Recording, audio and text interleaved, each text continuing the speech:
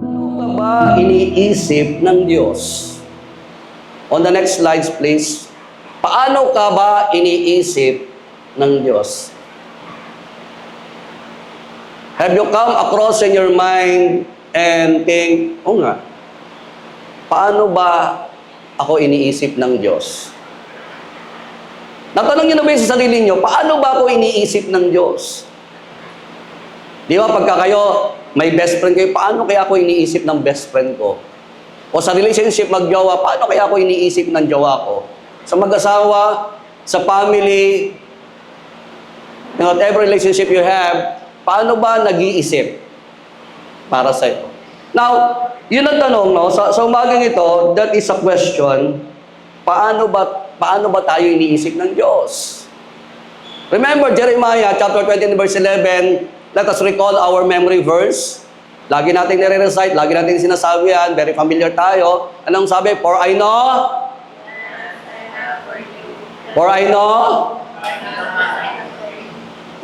the plans I have for you. That is how God thinks. Sabi ng Lord, alam ko ang plano ko para sa iyo.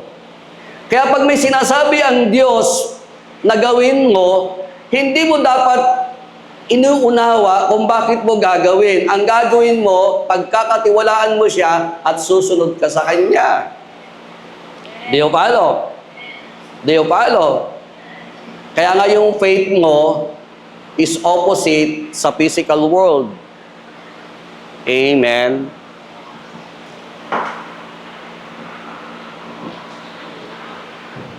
Let us refer Psalms 139. I would just, dadaanan ko lang po ito. Psalms 139, verse 13 to 17, namamangha kasi ito kung paano nag-isip ang Diyos sa atin.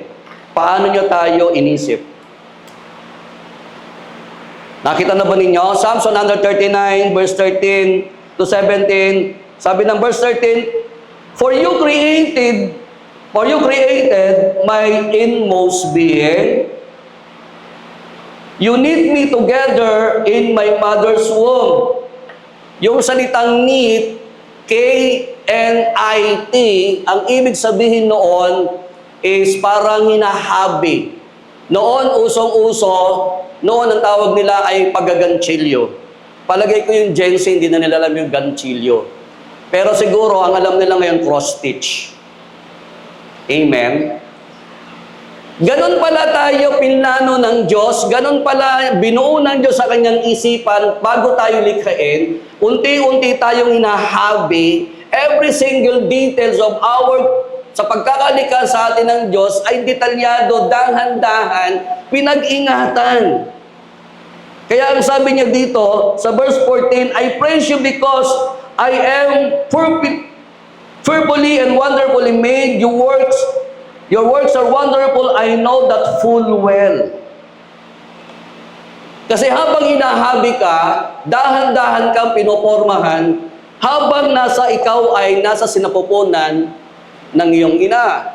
That is how God created us, and that is the mind of God. Verse 15, My frame was not hidden from you when I was made in the secret place, when I was woven together in the depths of the earth. Grabe, no? Parang nilagay ka muna sa safe house, sa pinaka, ano yun? Anong sabi? Depths of the earth. Together in the depths of the earth, sa pinaka-ilalim ng daigdig. Why? To ensure habang ikaw ay nililikha, every single detail of your creation, sa pagkakalikha sa iyo ng Diyos, ay magiging tama, magiging perfecto, at walang pagkakamali. That is how God thinks. That is the mind of God. Amen? Kaya tingnan mo yung katabi mo, bunga yan ng mind of God. Parang ayaw yung tumingin sa katabi nyo. Parang galit kayo. Huwag kayong mag-alala, ngitian mo siya, baka mamaya ilibre ka ng lunch. Amen po ba? So, now, Pastor, paano? Kung hindi natin responsibilidad na unawain ng Diyos, at ang ating pinaka-responsibilidad ay magtiwala at sumunod sa Diyos, sumunod sa Kanya. So ano ang magiging takbo ng buhay natin? So let us find out how we will see the plan of God in our lives. Because para ma-reflect, makita natin the mind of God. So tuloy ko lang to, no, before we move on. Sabi na 16, your eyes saw my unformed body. All the days ordained for me were written in your book before one of them came to be. Doon sa verse 16, sabi, nakita ng mga mata mo yung unformed frame, yung skeletal form mo, yung unti-unti, paano inayos yung, paano pinagduktong yung paa mo, yung hita mo, yung tuhod mo. Di ba may mga joints tayo? So dito, sa balikat. So, dahan-dahan, unti-unti, pinag-ingatan, paano nabuo yung frame, our skeletal system, in our body, paano siya dinisenyo, paano siya pinano, paano siya pinag-isipan ng Diyos. Sabi niya, you saw the unformed frame. Ibig sabihin, hindi pa naayos, hindi pa pumoporma, pero sabi niya, nakita mo at unti-unti mo itong pinormahan. Your eyes saw my unformed body, all the days ordained for me were written in your book before one of them came to be. I found out and discover, meron pala tayong talagang human manual. Amen? Nung binili ko itong cellphone na to, may box at may kasamang user's manual. Ibig sabihin, lahat ng detalye nandito, paano gamitin, ano yung kanyang features, ano yung mga bagay na dapat mo malaman, lahat ng detalye patungkol sa cellphone na to, nandun sa manual. Tayo pala may ganun din. Kasi anong sabi? Ang linaw, ang pagkakasabi rito, all the days ordained for me were written in your book. Lahat daw ng panahon, araw na itinalaga para sa akin ay nakatala. Nakatala sa libro bago pa ito maganap. Grabe, no? So, as we can see, namamangha ko, paano tayo pinag-isipan ng Diyos? Paano niya, sabi ko, ang hirap eh.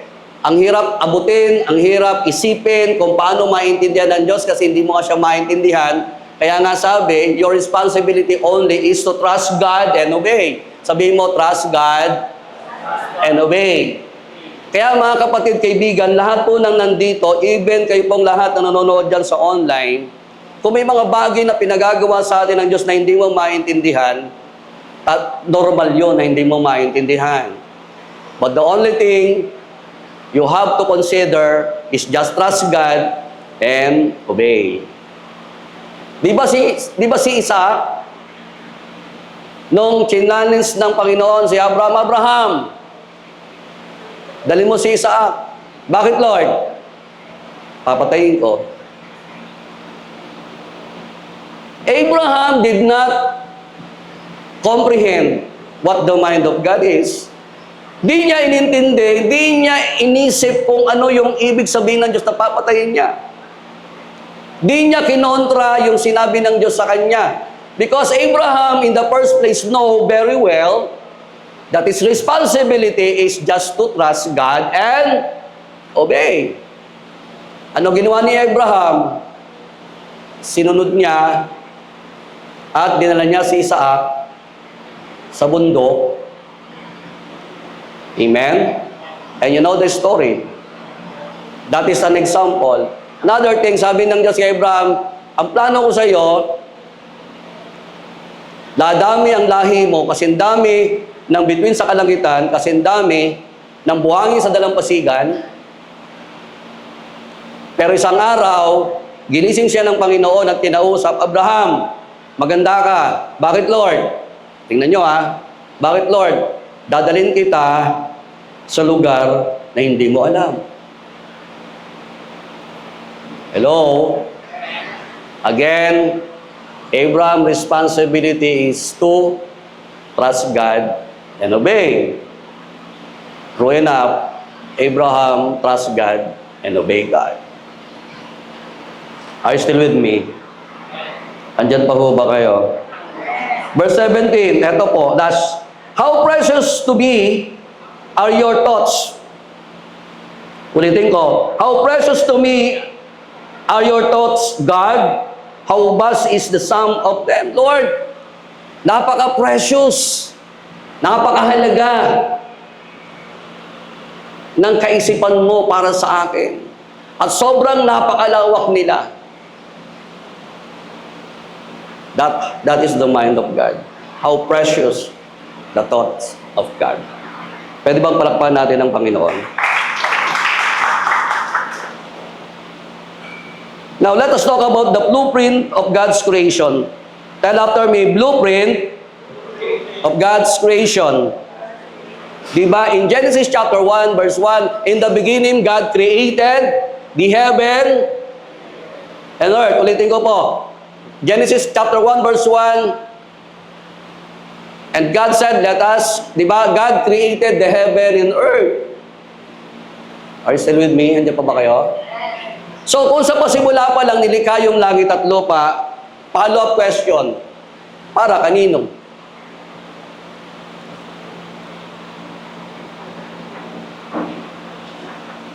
Bakit nilikha ang ng Diyos ang lupa at langit?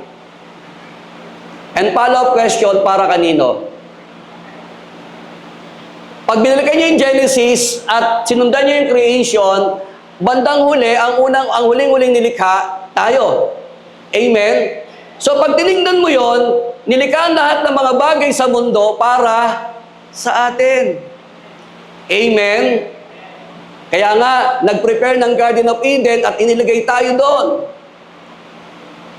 Do you follow? Amen po ba? So, bakit nilikha at ang langit at lupa? And follow-up question, para kanino? So, malinaw kung paano tumatakbo ang isip ng Diyos. Bagamat hindi natin kayang abutin, hindi natin kayang isipin, at least somehow, meron tayong tinatawag na idea. Kahit pa paano, meron tayong kapiranggot na pangunawa, bagamat di natin kayang unawain yung magandang plano ng Panginoon, the blueprint of His creation. Let us talk about first the Creator. Sabi mo, Creator. Once more, Creator. By the way, Creator, in this particular context, is what we call common noun. Okay? Common noun. Ano ba ibig sabihin ng common noun? Kasi meron tinatawag na proper noun. Halimbawa, Captain Rudy Fernandez.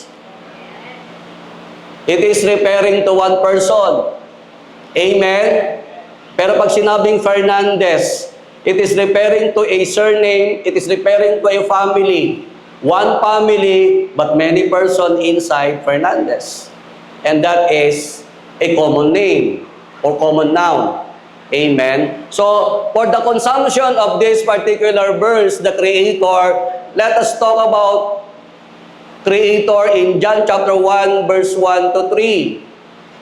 Iko-connect ko lang yung Genesis 1:1 because it says there, God created the heaven and earth. Ilan silang lumikha? There are more than one.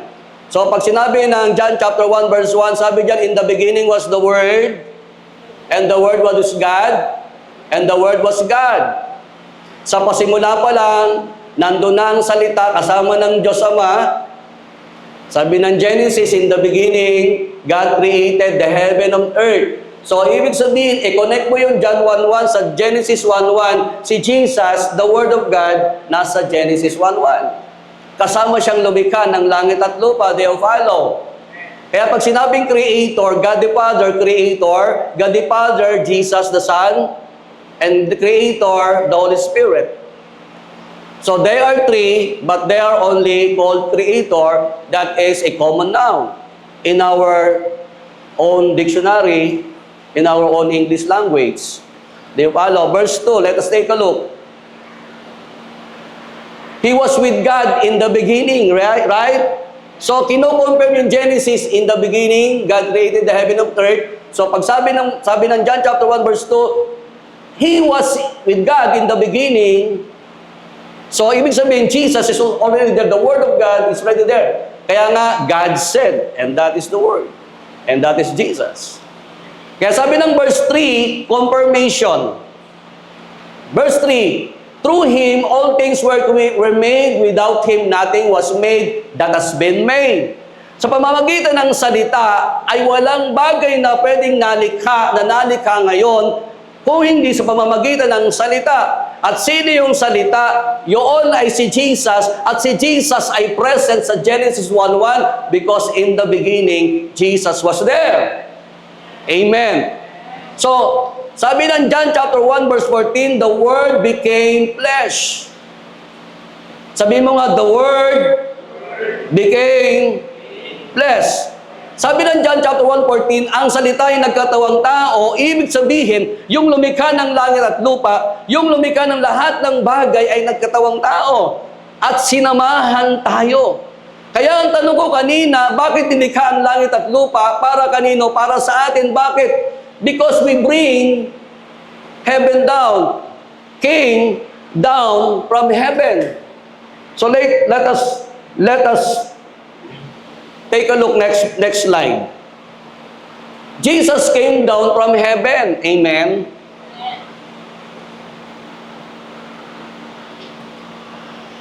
Kung si Jesus mula sa langit ay bumaba para sa atin, samahan tayo, iligtas tayo, because that is the mind of God the Father. Ang tanong ko, on the next slide, what makes us human so special? Ano bang meron tayo?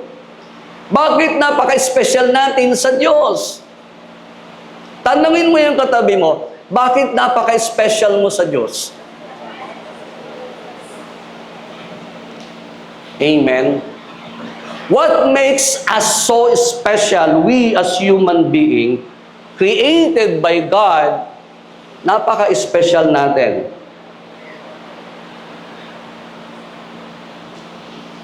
Hello? Babalik ko sa tanong kanina, kaya mo bang intindihin ng Diyos? No. Eh, anong gagawin natin? Ano yung pinag-uusapan natin dito? We are just talking, at least the glimpse. On the next slide, sabihin mo, the glimpse. The glimpse of an idea of how God thinks of His people. Just a glimpse, kapiranggot, kapiraso, katiting, just a very brief understanding how God thinks of His people.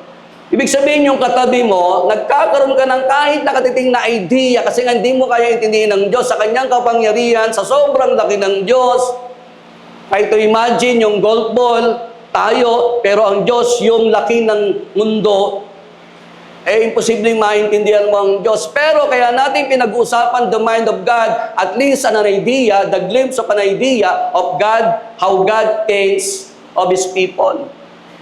Kaya pala ang Diyos, inuutusan tayo, mahalin mo ang kapwa mo, gaya ng pagmamahal mo sa sarili mo, kasi special ang katabi mo.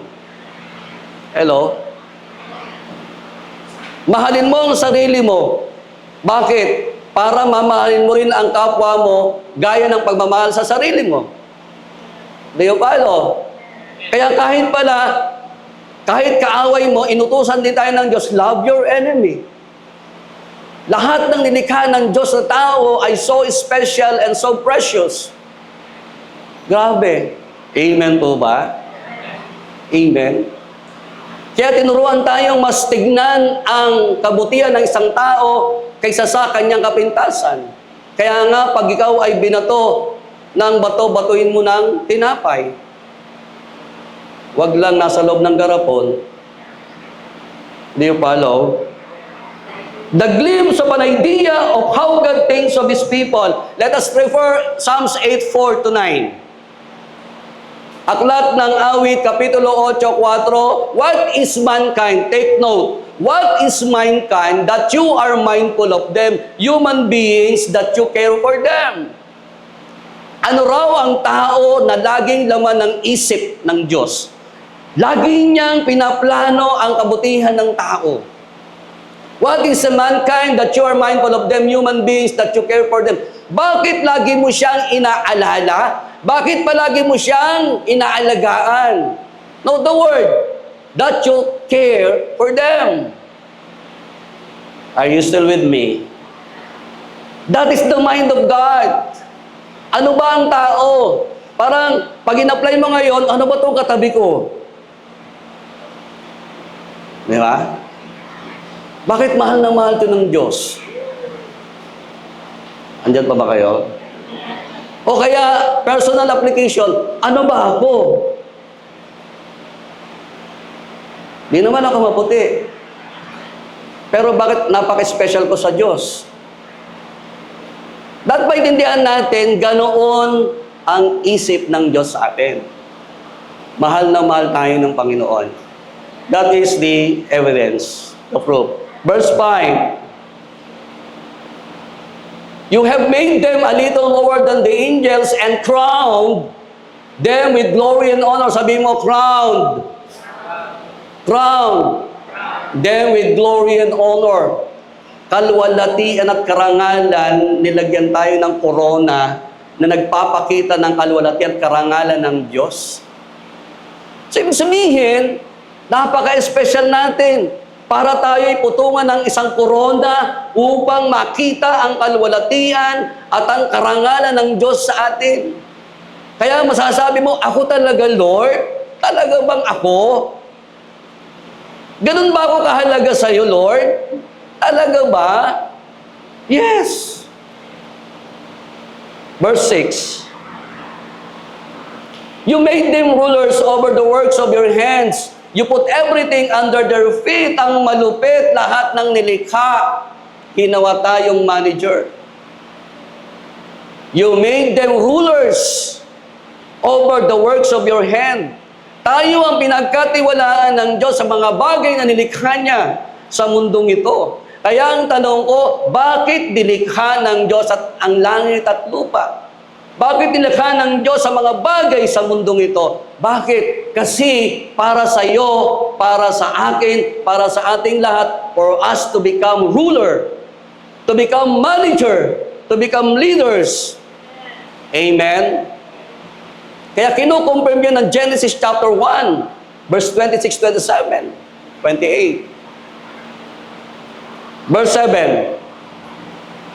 All flocks and herds and the animal of the wild. Verse 8.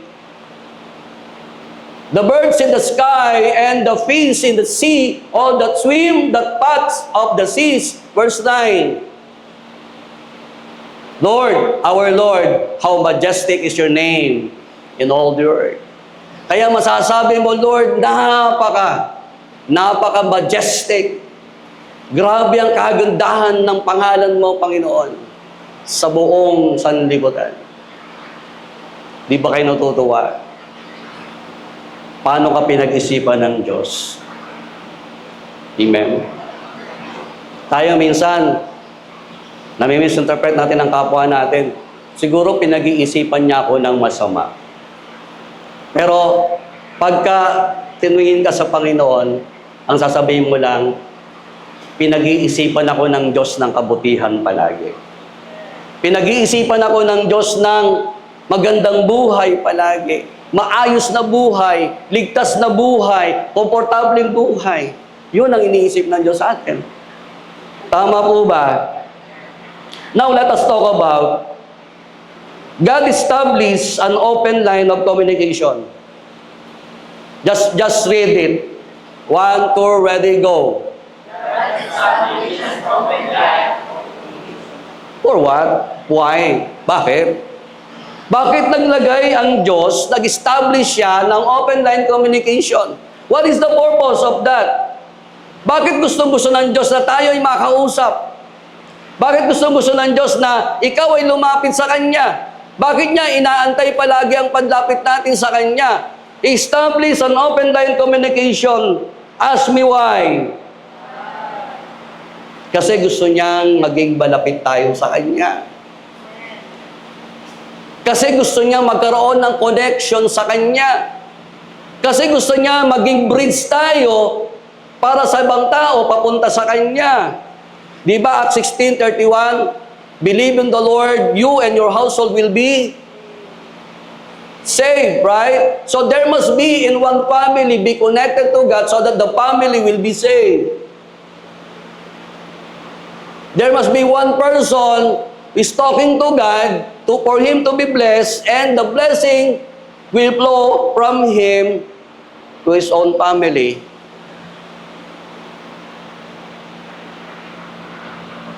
So, ang tanong why? Because, next slide, no one is standing between the gap. Sabi mo nga, no one is standing between the gap. Ezekiel chapter 22:30. I look for someone among them who would build up the wall and stand before me in the gap on behalf of the land, so I would not have to destroy it, but I found none. Ang sabi ng Diyos, humahanap ako ng isang tao na tatayo sa pagitan doon sa lugar na yan, doon sa lugar na yon. Pero wala akong nakita para hindi ko na sisirain, wawasakin, gugunawin ng lugar na yon. I found none. Church, tayong lahat na nandito, let us just understand this.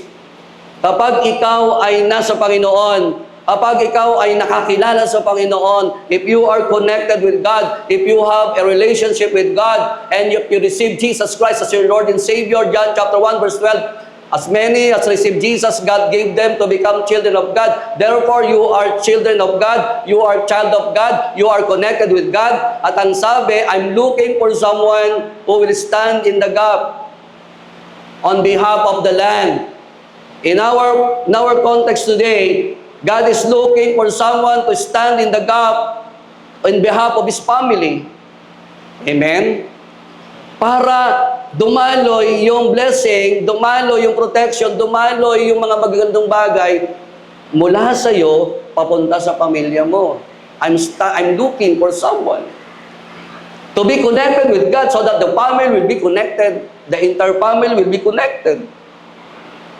Are you still with me? Bakit? Bakit laging naghahanap ang Diyos na pwedeng maging connection para sa pamilya, para sa ibang tao, para hindi matuloy ang paggunaw, para hindi matuloy ang pagkawasak, para ma-preserve? There must be somebody else to stand as a connection between God and your family, between God in the community. Amen? Why? Kasi nga, next slide ang sagot. We created the problem, but God provided the solution. Kasi nagka-problema tayo ever since. Amen? Kaya sabi ng professor ko sa Bible school, nung nandun ako sa Bible school, sabi niya, theology is about studying God. Pero sabi niya, pero paano ba natin pag-aaralan ng Diyos? Hindi natin kayang pag-aralan ng Diyos kasi siya lang naman naglagay ng utak sa atin. Kung siyang naglagay ng utak sa atin, hindi mo kayang pag-aralan yung naglagay lang ng utak mo. Kaya ang sabi niya, ni-revise niya yung theology, ang sabi niya, theology is a matter of choice. Tama nga naman, di mo kaya intindihin, kaya dapat magtiwala ka, sumunod ka na lang, at pumili kung anong tama. Di ba? Amen? Life is a matter of choice by making your right decision. Sa lahat ng bagay na gagawin mo, kaya nga, di ba, ulitin ko kanina, trust in the Lord with all your heart. Lean not to your own understanding, in all thy ways acknowledge Him sa lahat ng mga gagawin mo. Diba? in all thy ways acknowledge him. Ibig sabihin, sa lahat ng gagawin mo, mga decisions, mga pagpili, pagpaplano, gagawin mo sa buhay mo personal, para sa pamilya mo, sa trabaho mo, sa kabuhayan mo, sa pag-aaral mo, everything, you have to acknowledge God. Sabi mo, acknowledge God. Acknowledge God. Dapat lagi mong kinasangguni sa Panginoon. Bakit? Kasi nagkaroon tayo ng problema. Tayo ang may gumawa ng problema, pero si Jesus ang nag-provide ng solution. Let us refer Romans 6:23. Alam natin to. Sabihin mo nga, Romans 6:23. Once more, Romans 6:23. Anong sabi? For the wages of sin is death. Ang kabayaran ng kasalanan ay kamatayan. Ako nagkasala, clear yon. Ikaw nagkasala, maliwanag din yon. Lahat tayo nagkasala, napakaliwanag nun sa salita ng Diyos. All of us have sinned against God. Kaya ang sabi, for the wages of sin is death. Yan ang problema natin. Yung kasalanan nagawa natin ang bunga kamatayan. Pero sino nagbigay ng solusyon? But, sabi mo, but, basa, but, go. But the gift of God is eternal life through Christ Jesus our Lord. So, ang nag-provide ng solution sa problema, nagkasala tayo, ang problema natin, kamatayan ang kabayaran, pero nagbigay ang Diyos ng solusyon, but the gift of God is eternal life through Christ Jesus our Lord. Kaya palagi nating sinasabi, si Jesus lang. Amen? Kapag ikaw ay tumanggap sa Panginoon, pinagkatiwala mo ang buhay mo sa Kanya, you will have that what we call eternal life in Christ Jesus. Buhay na walang hanggan. So ang problema, kamatayan, ang solusyon, buhay na walang hanggan. Andyan pa ho ba kayo? Andyan pa ho ba kayo? Ay isang bagay na namatay, pwedeng mabuhay sa Panginoon. Amen? Ang isang patay na relasyon, pwedeng buhayin ng Panginoon. Ang isang patay na negosyo, pwedeng buhayin ng Panginoon. Are you still with me? In a family, God can preserve your family. God can bless your family. Ikaw ang gagamitin ng Panginoon because God is looking for you to stand in the gap, to stand between the gap. Amen? That is the mind of God. Hello? Sino ba ang nag-architect ng buhay natin? Sino ba ang engineer ng buhay natin? Kaya nga sa blueprint of the creation, makikita nyo agad, nilikha ang lahat ng bagay para sa atin. Di ba kayo natutuwa nun? Di ba kayo natutuwa nun? Hello? Kaya dapat ihiwalay natin ang ating pamumuhay sa ibang mga tao na walang panahon sa Diyos. Tayo ay nagbibigay ng panahon sa Diyos. Bakit? Kasi pinag-iisipan niya tayo palagi ng maganda, ng mabuti, paano tayo giginhawa, paano tayo magkakaroon ng solusyon sa problema, paano tayo gagaling sa ating mga sakit karamdaman. Amen? Amen? Tingnan niyo to. Isaiah 1:18 and 19. Open line communication. Balik tayo sa open line communication. Anong sabi ng Isaiah chapter 1 verse 18? Paki-plus po natin.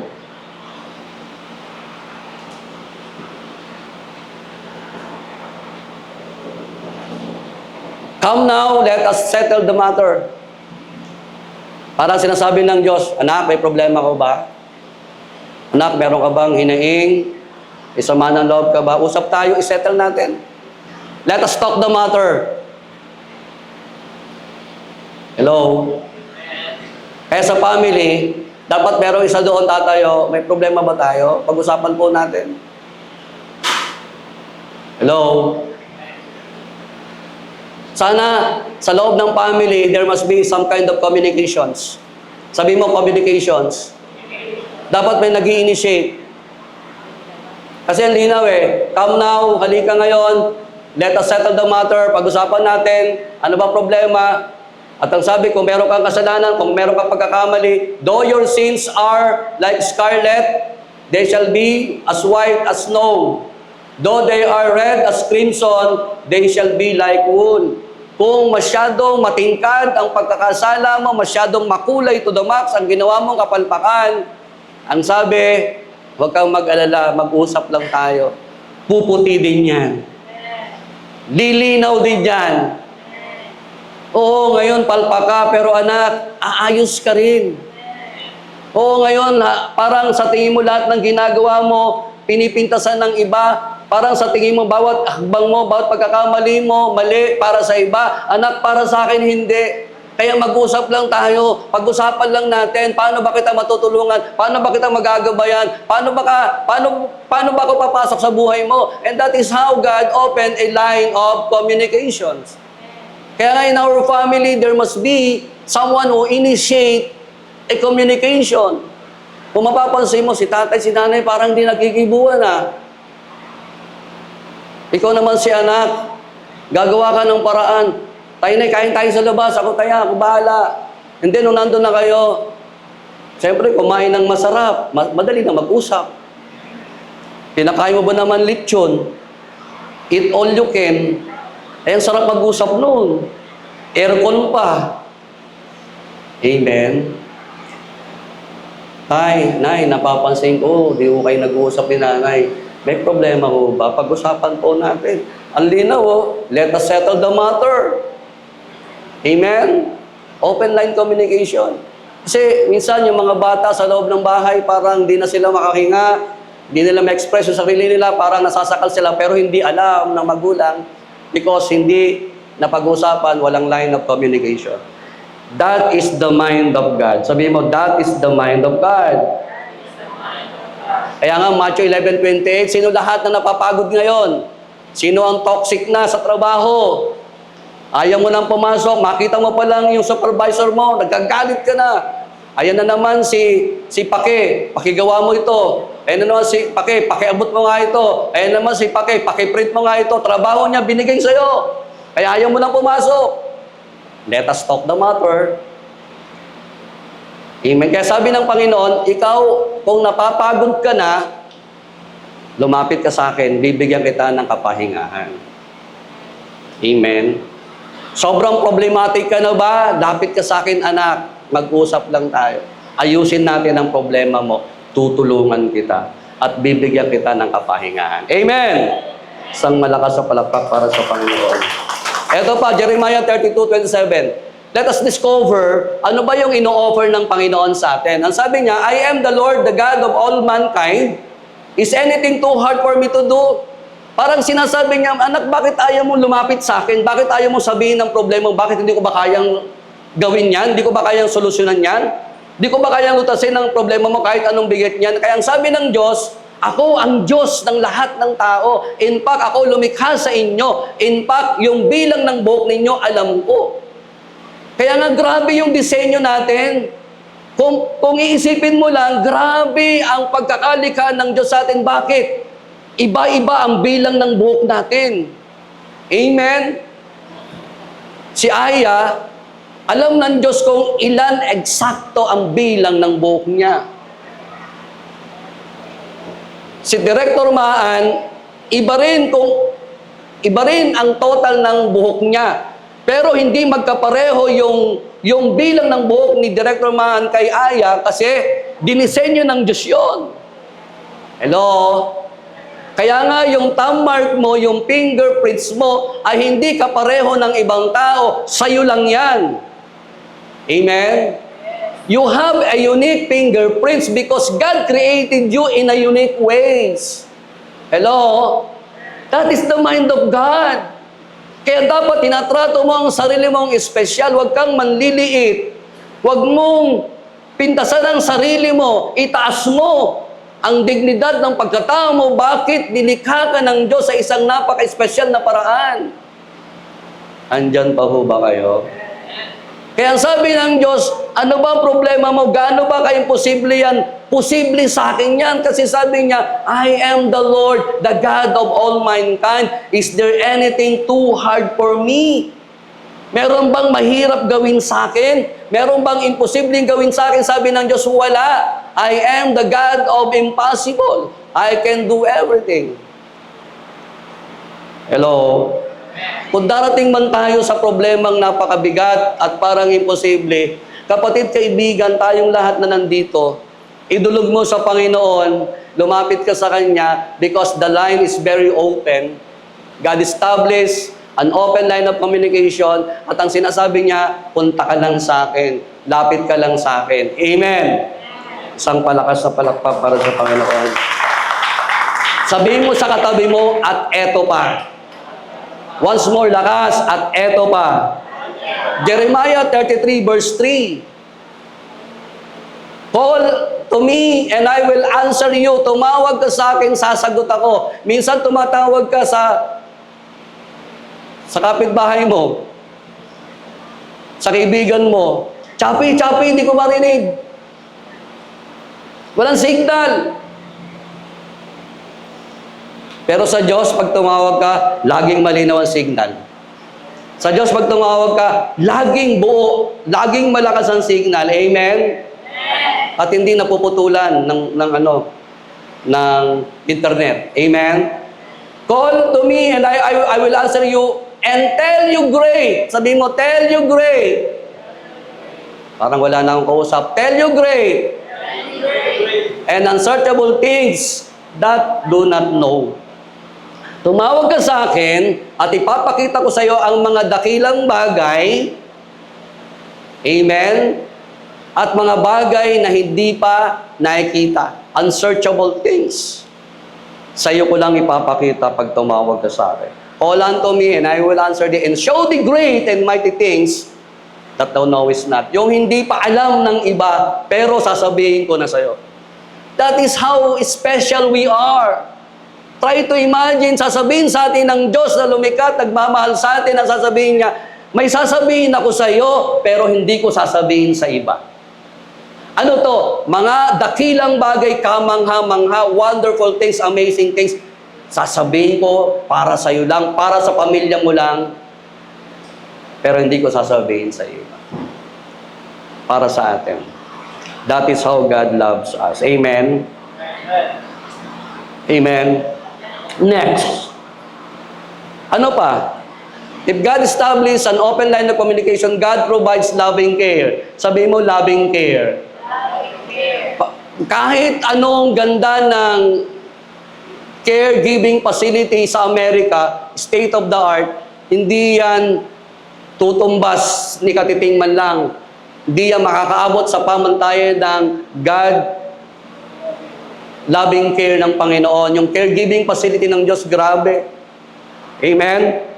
So let us read Isaiah 54:7-9. Tingnan natin. Sabi rito, for a brief moment, babalik kita sa estado mong ikaw ay napakataas kumpara sa iba. That is how God loves you. I will bring you back.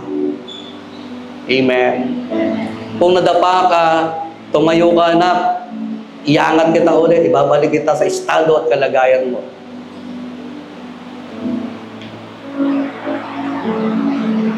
Verse 8.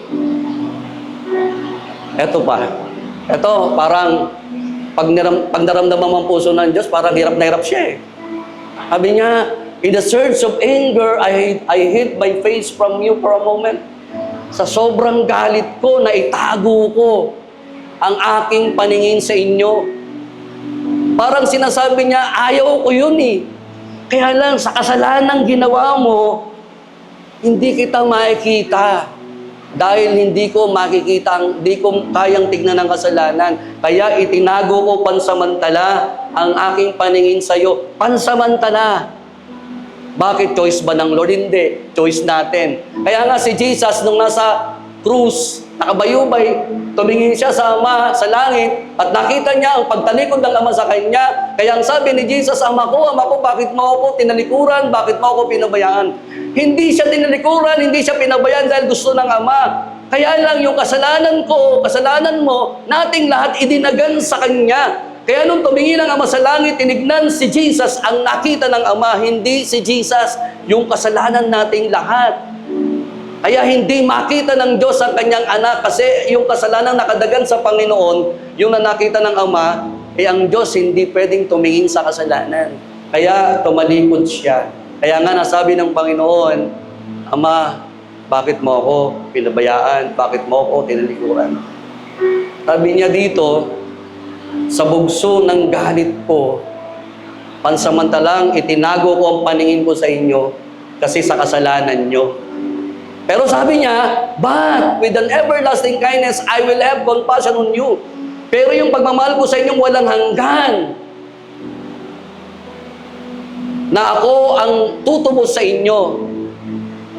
Kayo ang nagkasala, pero ako magbibigay ng solusyon. Muli kitang kukunin at iaahon, itatayo kitang muli, kasi ako ang Redeemer ninyo. That is the love of God. Palakpakan po natin ang Panginoon. Hallelujah. Verse 9, to me, this is like the days of Noah. Eto pa. Talagang makikita mo dito yung hirap na hirap ang damdamin niya.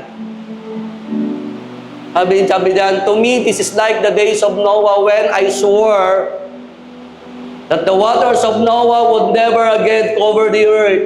So now I have sworn not to be angry with you, never to rebuke you again. Kaya sabi niya, nangangako ako ngayon. Hindi na ako magagalit sa iyo. Amen? Sabi niya, hindi ko nahahayaan magunaw pa ang mundo sa pamamagitan ng tubig. I will never allow it again. This is my promise, sabi ng Panginoon sa atin. Di ko na muling gugunawin ang mundo sa pamamagitan ng tubig, just like in the days of Noah. At ang sabi niya, nangangako ako, di na ako magagalit sa inyo at di ko na kayo i-review. Grabe, no? Tayo ang gumawa ng kasalanan, pero ang nahihirapan ng Diyos. Amen? Ano pangako niya, anak? Huwag ka na magtampo sa akin. Hindi na kita pagagalitan. Basta, dito ka lang. Basta, close pa rin tayo. Di ba yung mga tatay, yung mga nanay, ganon? Kahit na yung mga anak, sumasabay paminsan-minsan ang nasa isip, anak ko pa rin to eh. Walang pwedeng pumalit sa anak eh. Amen? Kaya siguro sabi ng tatay at nanay, sige na, basta balik ka lang sa akin, tutulungan pa rin kita. Kahit anong palpak na ginawa mo, tatay mo pa rin ako, nanay mo pa rin ako, di kita pababayaan. Ganyan ang Diyos, oh. Di na kita muling pagagalitan. Amen? Bakit kaya sinabi yon? Tanong nyo, bakit? Kasi minsan ayaw na natin lumapit sa Panginoon. Bakit anong isip natin? Nahihiya tayo. O kaya naman, baka pagalitan tayo ulit. Kaya sinabi ng Diyos, huwag kang mag-alala anak, promise ko sa'yo, di na ako magagalit sa'yo. Di na kita pagagalitan. Amen. Is that a big amen? Is that good? Isang malakas sa palakpak para sa Panginoon. Next slide. Give me 3 minutes. You're done. God provides. God had set up a 24/7 safety monitoring system. Ito, walang tatalo. Kahit gaano ka-high-tech ang technology available dito sa mundong ito, mas grabe yung monitoring system, yung set-up ng Panginoon sa atin, 24/7 safety monitoring system. Psalms 121 verses 1 to 8. Tingnan natin. You'll discover something. I lift my eyes to the mountain. Sabi niya, tumingala ako sa mga bundok. At ang sabi niya, saan ba nanggagaling ang tulong? Where does my help come from? Saan ba manggagaling ang tulong ko? Verse 2, tingnan natin. My help comes from the Lord. He-discover na ang tulong ko pala ay manggagaling sa Diyos. The maker of heaven and earth, yung gumawa, yung lumikha ng langit at lupa. Familiar kayo? Yun yung Genesis 1:1. In the beginning, referring to God, our Creator, Jesus, the Father, and the Holy Spirit. Because the common noun is Creator. And the proper noun is God, the Father, Jesus, and the Holy Spirit. And that is the proper noun. My help comes from the Lord, the maker of heaven and earth. Verse 3. He will not let your foot slip. He who watches over you will not slumber. Grabe po itong verse na to. Sabi niya, hindi ka niya hahayaang matalisod sa iyong paglalakad, pagtakbo sa buhay na ito. Sapagkat ang palaging nagbabantay sa iyo, nakatingin sa iyo, kahit saglit hindi natutulog. Hindi umiidlip. Alam niyo ba yung slumber? Yung slumber, yun yung nap. Yung sleep, yun yung tulog. Pero yung slumber, yung nap, yun yung idlip.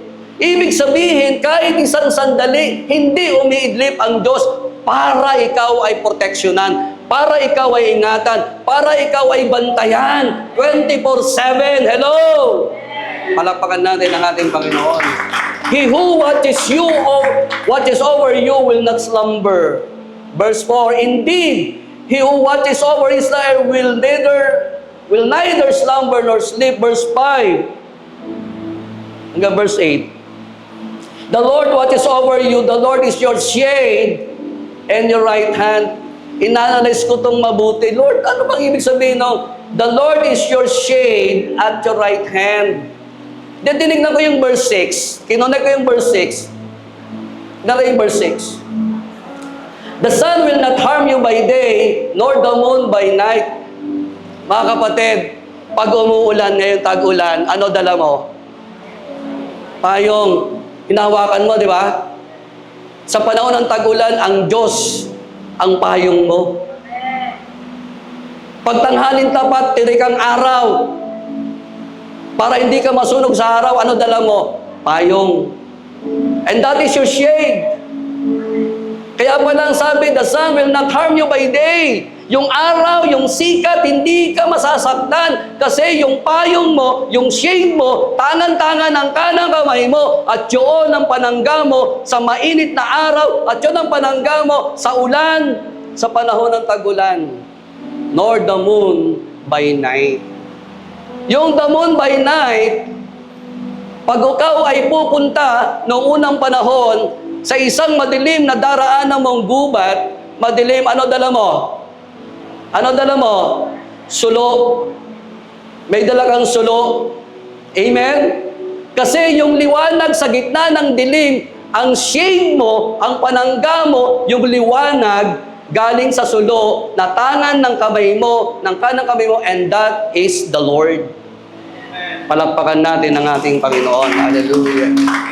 Alam niyo ba sa gubat maraming mababangis na hayop? Di ba? May mga mababangis na hayop takot sa ilaw, takot sa apoy.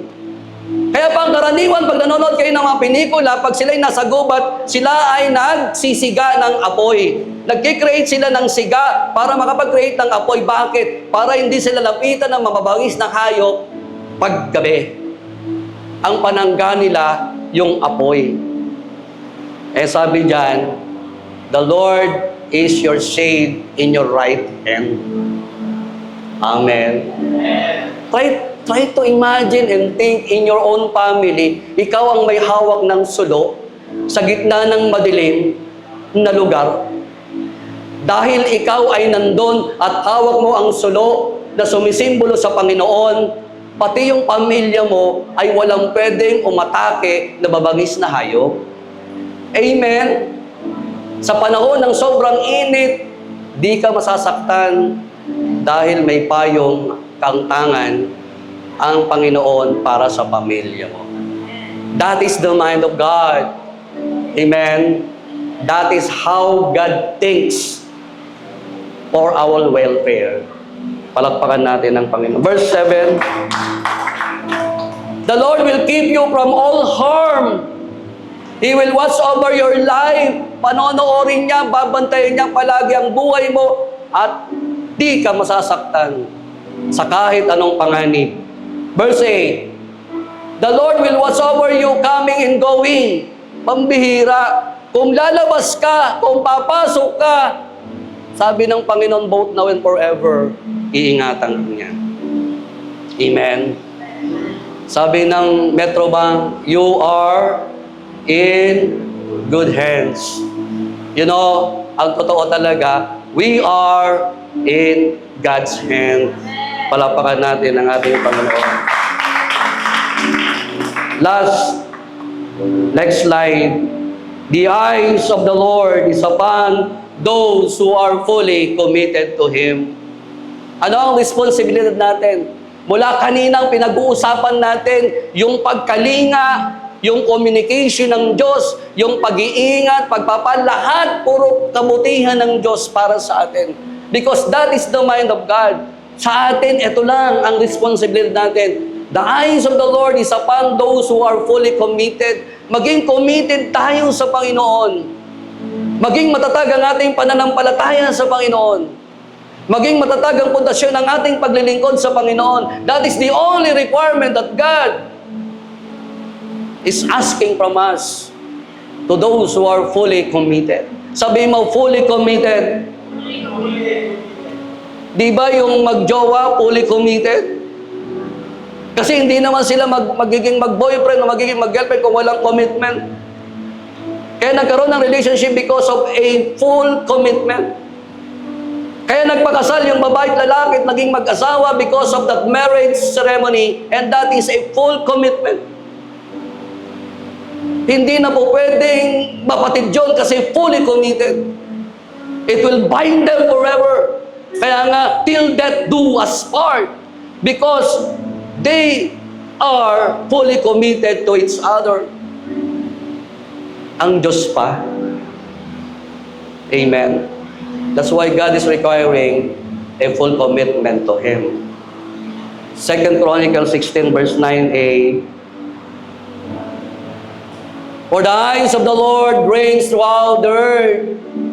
Ang mataraw ng Diyos, ang paningin ng Diyos ay gumagala sa buong sanlibutan. At hinahanap ka. Hinahanap yung katabi mo. Hinahanap yung nasa likod mo. Hinahanap yung nasa harap mo. Hinahanap ka. Sa dami-dami ng tao sa mundo, ikaw ang hinahanap ng Diyos. For the eyes of the Lord is reigns or run and pro throughout the earth to strengthen those whose hearts are fully committed to Him. We are the apple of the eye. Tayo ay espesyal sa Panginoon. Whether you like it or not, accept it or not, believe it or not, it is a God-given revelation from the Word of God that you are so special. Palagi kang hinahanap ng Panginoon. That's why the only God is asking from us is a full commitment. Sabi mo, full commitment. Full commitment. Rest assured, your family will be well, your study will be well, your career, your job, business will be well. Everything in you will be well because you are fully committed to the Lord. Isang malakas na palakpak para sa Panginoon. Tayong lahat.